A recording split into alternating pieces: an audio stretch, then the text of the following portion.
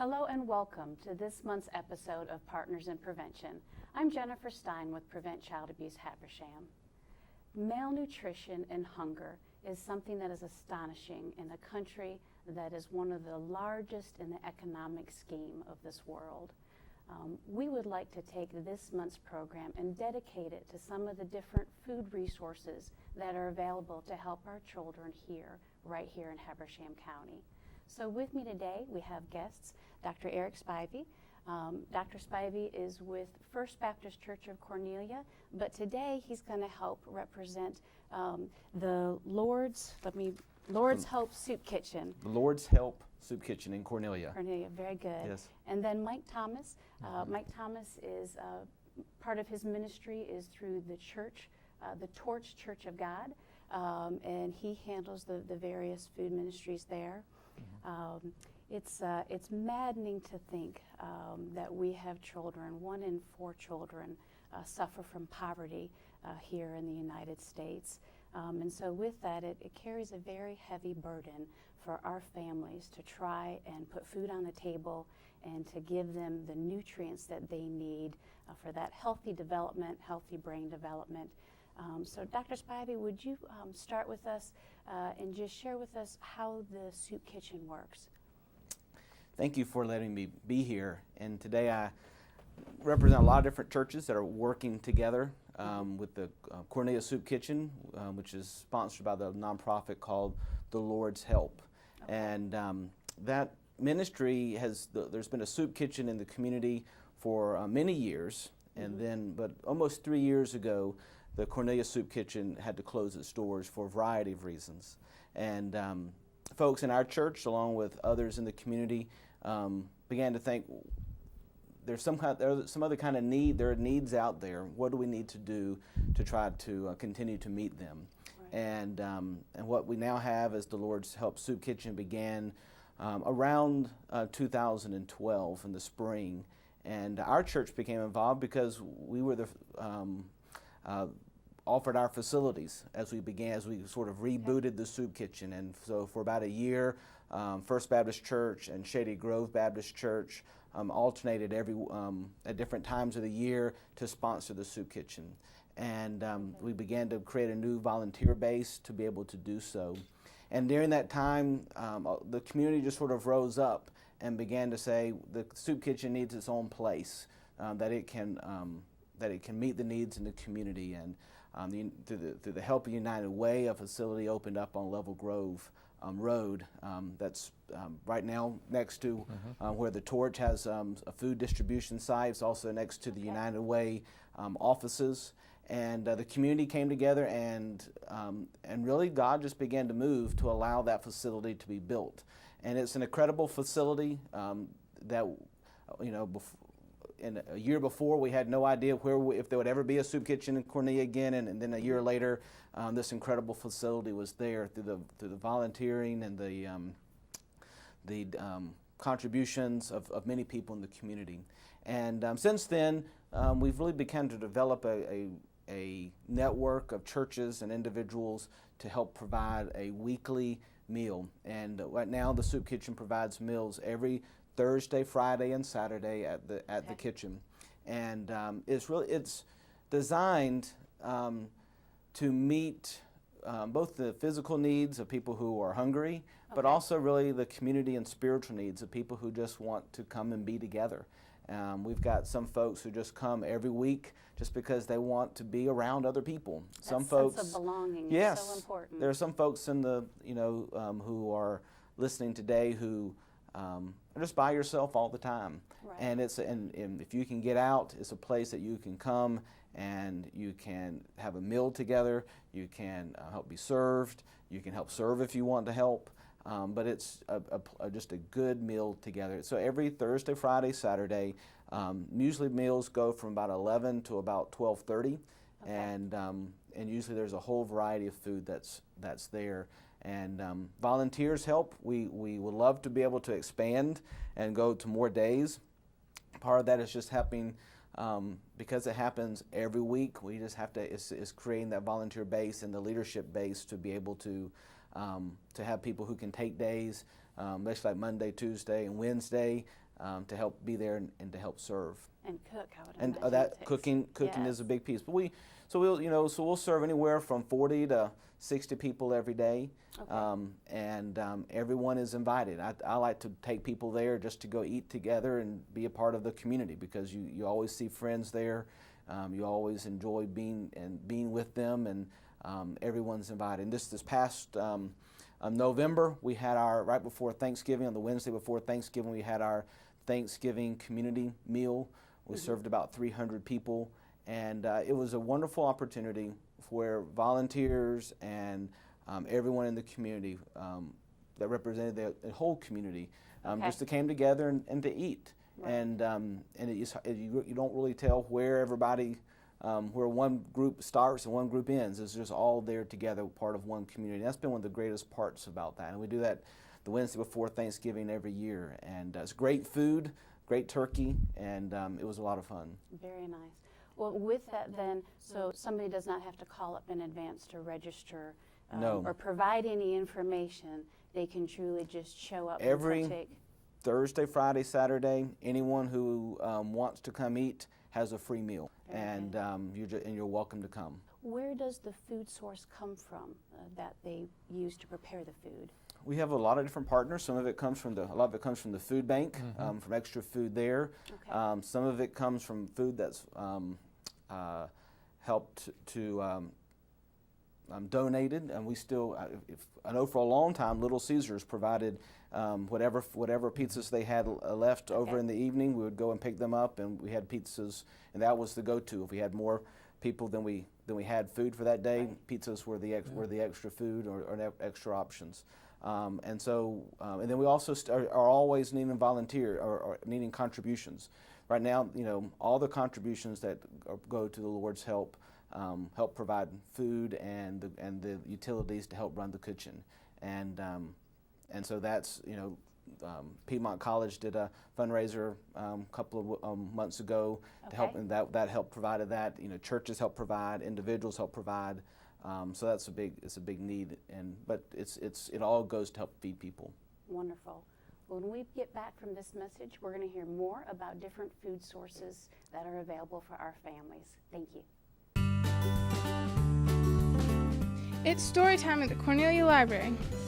Hi, this is Alyssa inviting you to join us on Thursdays and Fridays at the Cornelia Library for story time beginning at 10 a.m. both days. There's music, songs, crafts, and lots of fun for everyone. The program is designed for ages 0 to 6, but all ages are welcome. Play, learn, and grow together at your Cornelia Library. Welcome back to this month's episode of Partners in Prevention. I'm Jennifer Stein with Prevent Child Abuse Habersham. This month we are focusing on the various food resources that are available to our community. It's so important for healthy development for our children to make sure that they have the nourishment that they need. So with us today, we have guests Dr. Eric Spivey and Mike Thomas. We have first listened to about some of the different options for the local soup kitchen that is available. And next, Mike Thomas from the Torch Worship Center, he is going to be sharing with us about their food ministry that he has. And you've got several. So which one do you want to talk about first, Mike? Well, they're all great, and we have tremendous people. Thank you for Jennifer for the invitation, and we always are excited to be able to come out and just let the people know, because I think, as Eric was mentioning a while ago, a lot of times there's resources out there and there's people that need it, but they're not connecting. Right. They're not connecting with the resources that we do have, because we are very, very blessed to in Habersham County or in this region to have the resources that are available. But sometimes I think that's the biggest need, is connecting them with the needs. What's out there. And so we do a lot of food resources, as well as a lot of outreach. We feel that that's very important to be able to give back to the community.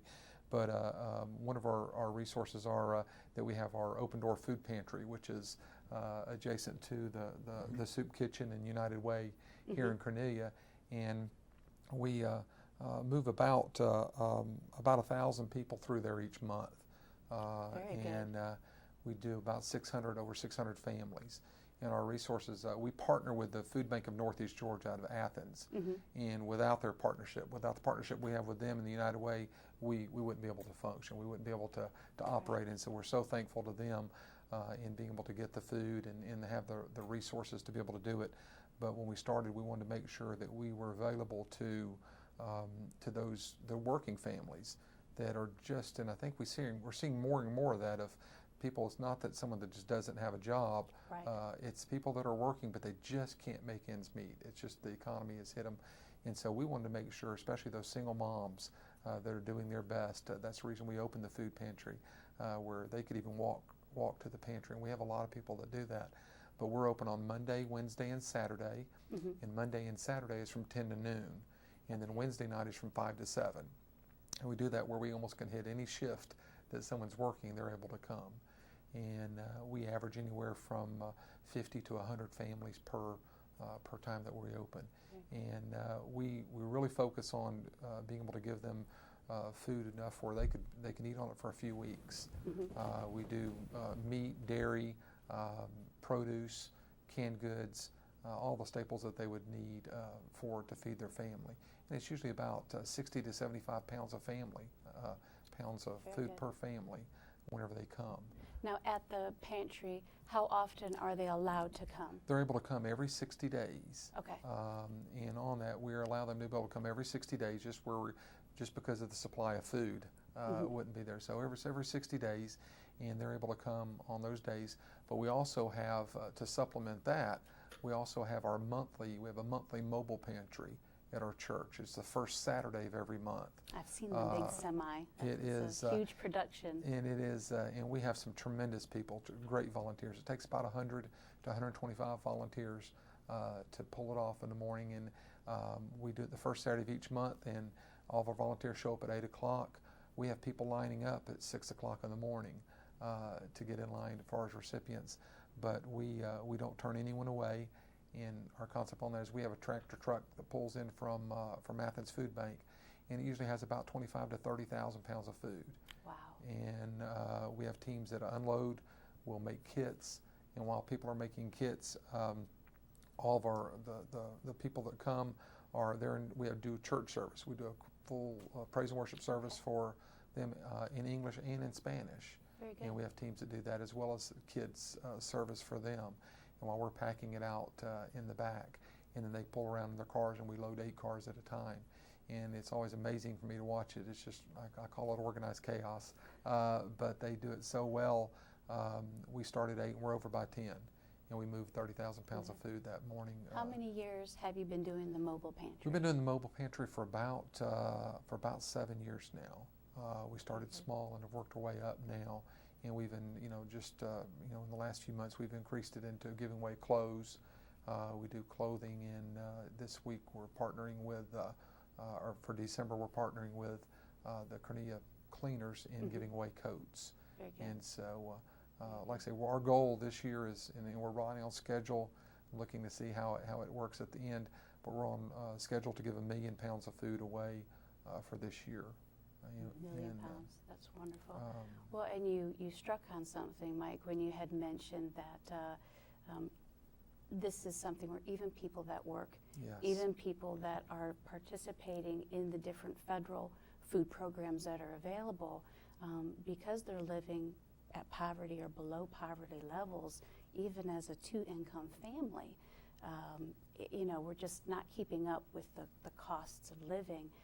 This is such a valuable resource for these families that are working hard and need to be able to provide more for their children and family. And it is, Jennifer. It's just alarming sometimes. Like I said, right. We do about 6,000 people per month, and we're looking at that. Working, my wife is a principal of the middle school, and she is able to share with me the different things. It's just an alarming rate at even the children that are on free and reduced lunch yes. In Habersham County, and and those are all belonging to a family that are in those levels, and so it is once again just a blessing to have the resources in the organizations, locally in the churches that rally for Habersham County. But we not only service Habersham, we have about 6 counties that come. We have people come from Hall and Banks and Rayburn, Franklin, Stevens, White. We have a lot of counties that come in, and we don't have any restrictions on who can get food. Our concept is if they're hungry, that's what our job is. And so we. So there again, they don't need to register in advance. No. And so the mobile food pantry is the first Saturday of the month. Yes. And what time should They people need to, get there? They need to be there at 8 o'clock. Okay. In And the that morning. is at the Torch Worship Center. At the Torch Worship Center. And then the hours for the food pantry again? The food pantry is Monday is at 10 to noon, Wednesday is from 5 to 7 at night, and Saturday is from 10 to noon. Very good. And all they have to do is show up. And like I said, we don't turn anyone away, but we, whatever we have, we just move it. We brought in, I think this last week, we probably brought about 15,000 pounds of food in last week, and it'll be gone this week. That is a And good so turnaround. we just move it. We've got more to come after this break. Thank you. At Windstream, we're offering our customers a new feature, Watch TV Everywhere. Now you can watch available episodes of favorite shows, movies, and live news and sports on tablets, smartphones, and laptops. There's no extra charge from Windstream. You only need to be a cable customer already receiving a Wind package. It's simple to get started. Just visit WatchTVEverywhere.com. So enjoy, and thanks for being our customer. Welcome back to this month's episode of Partners in Prevention. I'm Jennifer Stein with Prevent Child Abuse Habersham. We have been focusing on the critical need to help solve the hunger problem for our children. 1 in 4 families here in the Northeast Georgia area do not know where their next meal might be coming from. It is so important that we work together. So today we have with us Dr. Eric Spivey. We've been learning about the soup kitchens, the Lord's Prayer. Lord's help. The Lord's help. I keep wanting to add that, but we all have many prayers that, Yes. that we need. Yes. And then Mike Thomas from the Torch Worship Center. Thank you for being here today.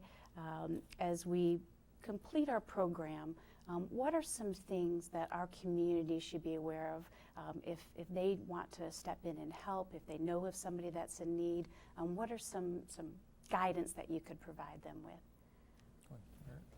Well, I think from the soup kitchen side, I think we are always looking for volunteers, for teams from corporations and other groups to be willing to come in and give a day, a month or so to help us to do a meal at the soup kitchen, to help us to be able to expand the how many days we could be able to provide the meals. We're still wanting to do that some more. Add additional ones? Add additional days, and we're still so I think beginning to do that will be a big part of the soup kitchen.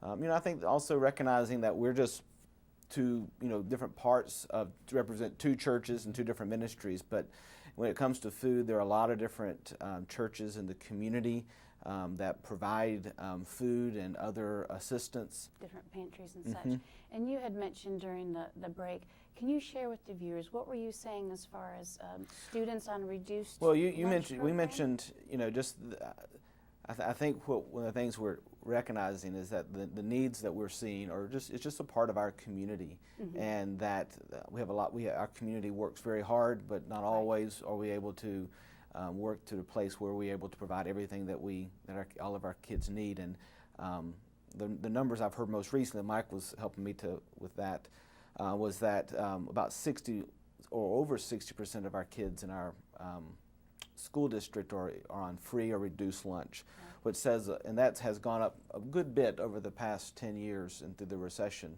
And that just says that a lot of our families are working hard to help care for their families, and are very thankful for the school district. And one of the things we haven't talked about, but one of the things, another good program is their whole farm to school program, which is helping to provide quality food.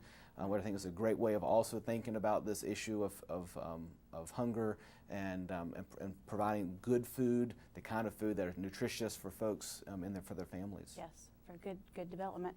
And did I read too that the Torch also has a garden ministry? We do. That they've been In season, we saw years ago, we had a team that started and found out that we had a lot of senior citizens, even in the community, shut-ins and different things, that were used to those gardens and that fresh, the healthy foods, and they just didn't have access to be able to get that anymore. And so we had a team that's their ministry, and they work the garden, and we have thousands of pounds of produce that come out of the garden, and they'll deliver those to these shut-ins and the elderly that for them to have those fresh produce that they're used to, Right. and maybe not able to reach. And so we do in the summer also, when we have those surpluses, we do door-to-door food ministry, where we go out and we deliver food to people's homes as well.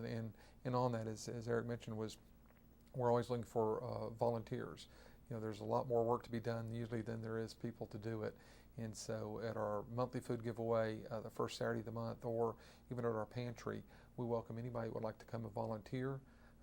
Some people aren't able to do it with their time, but as far as donating food, resources, canned goods, non-perishables, or even monetary, 100% of all the money that is donated for food or outreach goes. There's nothing. Yeah, there's nothing that's taken out of that for anything. We put that 100% back in to the ministry, and so we're once again with our partners, the Food Bank of Northeast Georgia and United Way and things. There's a lot of people hitting those resources from different areas, and so, but we need, there's something for everyone to do in the community.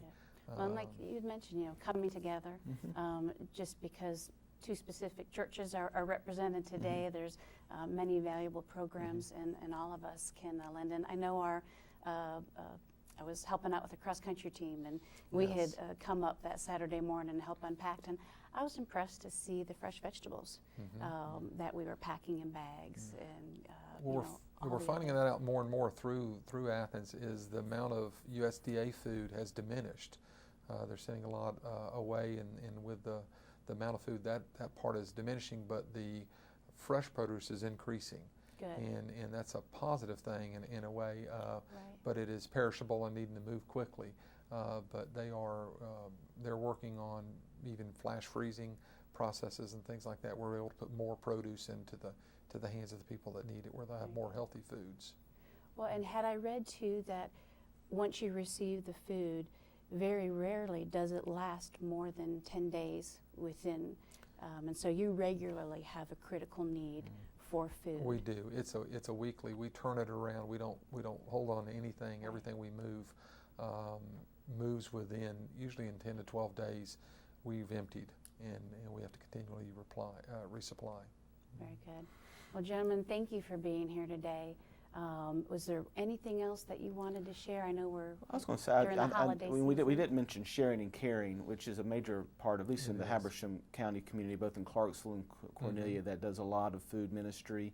Okay. And they will also provide, especially during Christmas time, they have a Christmas meal giveaway at the toward the Christmas time, and if folks could call Sharing and Caring, I'm sure you can get that number as well, to find out how to be a part of that. That's another way where they provide food for just for the kind of your traditional Christmas meals. And clothing as well? And clothing as well, but specifically for Christmas, they have a big giveaway of food for Christmas time.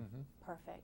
Well, good. Well, thank you for coming today and sharing with our viewers all the different resources that are available for our families right here in Habersham County. If you're interested in also supporting Prevent Child Abuse Habersham, we have our big event coming up in January. It's a benefit.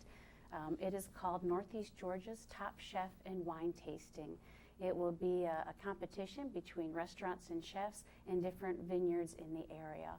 All of the money from that benefit will go to help support our prevention programs and our mission to end child abuse and neglect in all forms here in Habersham County. Thank you.